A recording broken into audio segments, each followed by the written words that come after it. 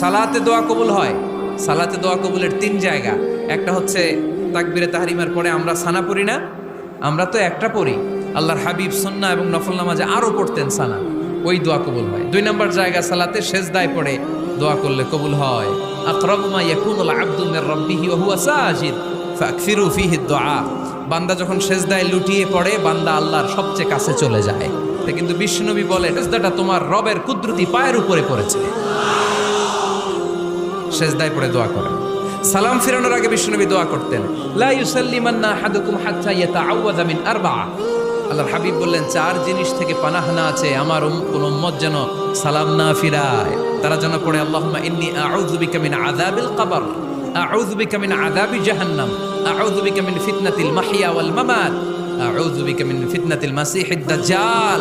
আল্লাহ কবরের আযাব থেকে বাঁচাও, আল্লাহ জাহান্নামের আগুন থেকে বাঁচাও, আল্লাহ জীবন